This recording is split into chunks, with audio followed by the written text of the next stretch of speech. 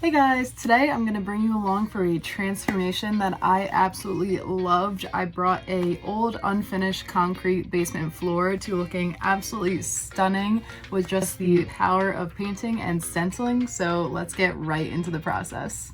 So when beginning a process like this, the first thing is to pick what stencil that I wanted to use. So I went on stencilingpretty.com, scrolled through all of the tile stencils. There's so many to pick from, and I decided on the Sunburst tile stencil. So I clicked that, chose the size that I wanted to use on the concrete floor, and then waited for that to arrive. And as I was waiting, I decided to choose the color palette that I wanted, and then once that stencil came in, I was able to create a little sample version. So I just did one stencil and used the gray and the white color palette that I decided on, just to give myself an idea of how it would look before committing to the whole entire floor. Now, how stenciling works is you stencil your first one and then you pull that one up and reveal the design, and then you start to line up the second one and you really just place it down and start aligning those same two corners so that they match up, and it'll give you a perfectly straight design.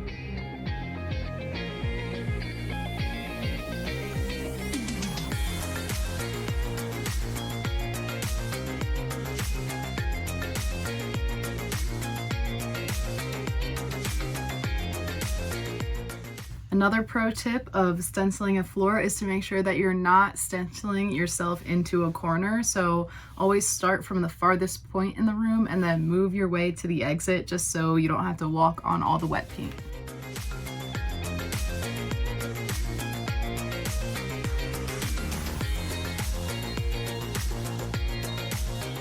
After the full drying time of all that paint, depending on which sealer that you choose, I chose one from Sealcrete since I was painting on a concrete floor, just so that they were most compatible with each other. So I believe it was 72 hours of the paint drying and then going in with the sealer, and I just made sure to mix up my sealer and then applied a thin coat with a roller brush, and then after that it was 48 hours of that drying until some foot traffic could happen on it.